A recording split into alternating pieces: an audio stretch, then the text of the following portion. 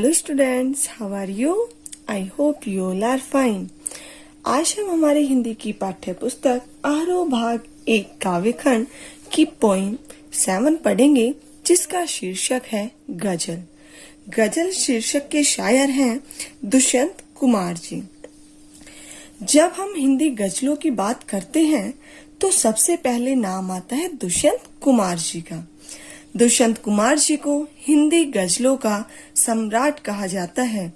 जितनी सरल मधुर उनकी काव्य शैली थी, उतना ही तीखा और जोरदार प्रहार उन्होंने सामाजिक व्यवस्थाओं पर भी किया है। यहाँ दुष्यंत जी की जो गजल दी गई है, वह उनके गजल संग्रह साए में धूप से ली गई है। गजल एक ऐसी विधा है जिसमें सभी शेर अपने आप में मुकम्मल और स्वतंत्र होते हैं।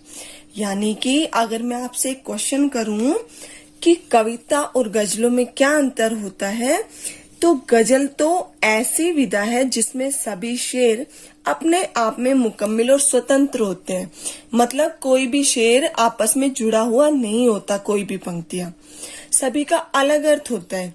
लेकिन जो कविताएं होती है, उन कविताओं के लिए क्रम जरूरी होता है, तभी उसका अर्थ हमें समझ में आता है। यदि कविता की बीच में से हम कोई लाइनें हटा देते हैं तो उसका अर्थ क्लियर नहीं हो पाता। लेकिन यदि गजलों में से, जो गजलों का संग्रह होता है, उसमें से हम बीच में से एक दो गजल हटा देते हैं तो उसका अर्थ हमें समझ में आता है। क्योंकि गजल क्या होती है, सारी स्वतंत्र होती है, उनका आपस में कोई जोड़, कोई संबंध नहीं होता, जबकि कविता की पंक्तियों में आपस में संबंध होता है। तो यही अंतर होता है गजल और कविता का। तो गजलों में तुकबंदी होती है। तुकबंदी क्या होते है कि किन्हीं भी दो लाइनों के लास्ट जो वर्ण होते हैं उनका आपस में मिलना, यानी वो सेम सेम होना। तो गजलों में तुकबंदी होती है। गजलों में लाक्षणिकता विद्यमान रहती है। लाक्षणिकता क्या होती है? बात कुछ और कही गई है और उसका अर्थ कुछ और ही निकलता है। तो ये किस में होते हैं? ये शेरों में, अर्थात गजलों में होता है। इस गजल में कवि ने मानवीय पीड़ा को यथार्थ के धरातल पर अनुभव करके अभिव्यक्त किया है। इसमें स्वतंत्रता प्राप्ति के पश्चात देश की जो स्थिति उभरकर सामने आई है, उसे उजागर किया गया है। तो आइए शुरू करते हैं गजल। कहाँ तो तय था चिरागा हर एक घर के लिए, कहाँ तो तय था चिरागा हर एक घर के लिए, कहाँ चिराग मयस्सर नहीं शहर के लिए। कवि दुष्यंत कुमार जी कहते हैं कि कहाँ तो तय था चिरागा, अर्थात दीपक हर एक घर के लिए, प्रत्येक घर के लिए। कहाँ चिराग, दीपक, मयस्सर अर्थात उपलब्ध ही नहीं है शहर के लिए। तो कवि दुष्यंत कुमार जी बताते हैं कि अक्सर शासन करने वाले जो लोग होते हैं, वो चुनाव से पहले जनता से बड़े बड़े वादे करते हैं कि हम अगर चुनाव जीत गए तो आपके लिए ये करेंगे, आपके लिए वो करेंगे। लेकिन जब वो चुनाव जीत जाते हैं तो चुनाव जीतने के बाद अक्सर वे अपने वादे पूरे नहीं करते, वो सारे वादे भूल जाते हैं। तो इन दो पंक्तियों में हम यही पढ़ने वाले हैं। क्या? देखिए कि कहाँ तो तय था चिरागा हर एक घर के लिए, कि कहाँ तो चुनाव से पहले ये तय हुआ था कि हर एक घर के लिए दीपक उपलब्ध होंगे। दीपक यहाँ प्रतीक किसका है? सुख सुविधा का, कि हर एक घर में सुख सुविधाएं उपलब्ध होंगी। लेकिन कहाँ चिराग, दीपक, मयस्सर उपलब्ध ही नहीं है शहर के लिए। और चुनाव जीतने के बाद अब पूरे शहर के लिए एक भी दीपक अर्थात एक भी सुख सुविधा उपलब्ध नहीं हो पाई। कहने का क्या तात्पर्य है कि जो राजनीति की, जो शासन करने वाले लोग होते हैं, वो चुनाव से पहले जनता से जो भी वादे करते हैं वो सारे उनके झूठे होते हैं, और वो झूठे वादे सिर्फ वो उस कुर्सी को प्राप्त करने के लिए करते हैं। यहाँ दरख्तों के साए में धूप लगती है, यहाँ दरख्तों के साये में धूप लगती है, चलो यहाँ से चले और उम्र भर के लिए। पेड़ों का क्या कार्य होता है? छाया देना, सीधी सी बात है। कोई भी व्यक्ति पेड़ के नीचे क्यों बैठता है? ताकि वो छाया प्राप्त कर सके। यदि उसे पेड़ से छाया प्राप्त न होकर धूप मिले तो क्या होगा? जहाँ से हमें उम्मीद थी कि यहाँ से हमें ये सुख सुविधा मिलेंगी, अर्थात छाया मिलेंगी, यदि वहां से हमें सुख सुविधा अर्थात छाया ही प्राप्त ना हो तो हमारे लिए यह अच्छा नहीं है। और हमारे लिए अच्छा क्या है कि हम उस पेड़ को छोड़कर ही चले जाएं। तो यहाँ इन दो पंक्तियों में कवि ने राजनीतिक अव्यवस्था पर कटाक्ष किया है। सत्ता जनता की सुरक्षा व बेहतरी के लिए होती है। यदि वही सत्ता जनता की शोषक बन जाए तो कोई क्या करे? और कवि क्या कहता है? यहाँ दरख्तों के साये में, दरख्त किसे कहा गया है? पेड़ों को। साये अर्थात उनकी छाया में धूप लगती है, चलो यहाँ से चले और उम्र भर के लिए। कवि कहते हैं कि हमने स्वतंत्रता का वृक्ष इसलिए बोया था। यहाँ जो पेड़ की बात की जा रही है वो कौन से पेड़ की? स्वतंत्रता रूपी पेड़ की। कि हमने स्वतंत्रता रूपी पेड़ इसलिए बोया था कि उससे लोगों को पीड़ा व कष्ट रूपी धूप से उस पेड़ के साये में, उस पेड़ की छाया में आराम मिल सके। लेकिन अब हो क्या रहा है? अपने ही वृक्षों की छाया में हमें धूप लगने लगी है। अर्थात लोग आज भी उन पेड़ों की छाया में, अर्थात जो शासन चला रहे हैं, उनकी छाया में लोग दुख और पीड़ा को सहन कर रहे हैं। इसलिए कवि कहते हैं कि यहाँ रहने का क्या फायदा? तो मेरी ऐसी इच्छा होती है कि इस देश को छोड़कर, इस पेड़ को छोड़कर मैं सदा के लिए, हमेशा के लिए कहीं और ही चला जाऊं। न हो कमीज तो पांवों से पेट ढक लेंगे, न हो कमीज तो पांवों से पेट ढक लेंगे, ये लोग कितने मुनासिब है इस सफर के लिए। इस गजल में कवि दुष्यंत कुमार जी ने स्वतंत्रता प्राप्ति के पश्चात आम जनता के जीवन में जो अनिवार्य सुविधाएं होनी चाहिए उनके अभाव का यथार्थ चित्रण किया है। और वो कहते हैं कि जैसे कि क्या होते हैं, जो लोग हाई सोसाइटी के होते हैं उनको सारी सुख सुविधाएं उपलब्ध होती हैं, लेकिन जो नॉर्मल और जो नीचे जाति के लोग होते हैं उनको जो सुख सुविधाएं होनी चाहिए मतलब जीवन को व्यतीत करने के लिए, लेकिन उनके पास वो उपलब्ध नहीं हो पाती है। उनके पास वो सुख सुविधाएं उपलब्ध न होने के बाद भी वो अपना जीवन खुशी से व्यतीत कर लेते हैं। तो देखिए, न हो कमीज तो पांवों से पेट ढक लेंगे। कवि कहते हैं कि गरीब लोगों के पास यदि उनका शरीर ढकने के लिए कपड़े नहीं है तो कोई बात नहीं। क्यों? क्योंकि ये लोग अपने पैरों से ही अपने पेट को ढक लेंगे।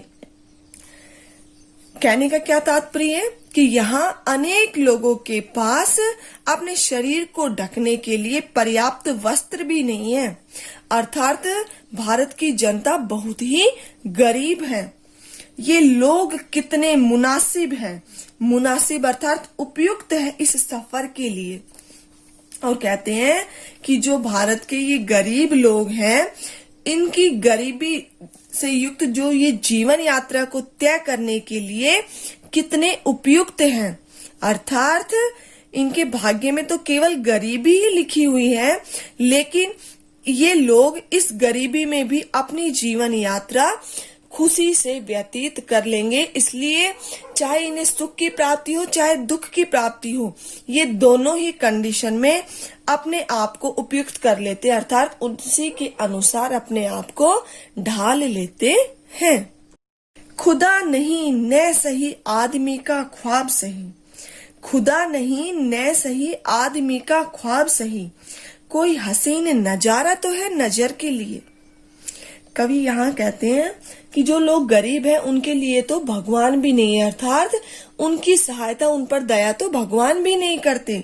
खुदा नहीं, खुदा ईश्वर को कहा गया है कि ईश्वर नहीं है तो न सही तो कोई बात नहीं, आदमी का ख्वाब सही, ख्वाब अर्थात आदमी का सपना ही सही, कि इन गरीबों पर यदि ईश्वर भी दया नहीं करता है तो कोई बात नहीं, उन लोगों को चिंता नहीं है। क्यों? क्योंकि उन लोगों के पास अपने सपने तो हैं, अर्थात वो लोग सपने देखकर तो अपना जीवन व्यतीत कर सकते हैं। कोई हसीन, हसीन अर्थात सुंदर नजारा, दृश्य तो है नजर के लिए। और कवि कहते हैं कि उनके वास्तविक जीवन में कोई सुख या सुंदरता नहीं है तो कोई बात नहीं, वह सपनों में तो सुंदर नजारे देख ही सकता है, अर्थात उसे इतना तो अधिकार है इस जीवन में कि सुख सुविधाएं प्राप्त न होने के बाद भी वो सुख रूपी सपने तो देख सकता है। वह अपने सपनों में सुख की कल्पना तो कर सकता है। वे मुतमईन है कि पत्थर पिघल नहीं सकता, वे मुतमईन है कि पत्थर पिघल नहीं सकता, मैं बेकरार हूँ आवाज में असर के लिए। कवि बताते हैं कि कई लोग क्या कहते हैं कि जो शासन चल रहा है उसमें जो परिस्थितियां हैं वो कभी नहीं बदल सकती, लेकिन यहाँ कवि दुष्यंत कुमार जी का मानना है कि यदि मेरी आवाज में असर होगा तो ये पत्थर अवश्य पिघलेगा, अर्थात मेरी कविताओं को यदि लोग पढ़ेंगे तो लोग जागरूक जरूर होंगे, और यदि लोग जागरूक हो गए तो ये परिस्थितियां तो अवश्य ही बदलेंगी। इसलिए कवि कहते हैं कि वे मुतमईन, मुतमईन अर्थात निश्चिंत है कि पत्थर पिघल नहीं सकता। कवि कहते हैं कि जो देश की राजनीति चलाने वाले जो लोग हैं वो निश्चिंत है, बेफिक्र हो गए हैं कि कवि उनके पत्थर के समान कठोर हृदय को, उनके शासन को अपनी कविता के माध्यम से पिघला नहीं सकता, बदल नहीं सकता। मैं बेकरार हूँ आवाज में असर के लिए। लेकिन कवि अपनी आवाज को पूरे देश में पहुंचाने के लिए बेकरार अर्थात बेचैन है, व्याकुल है।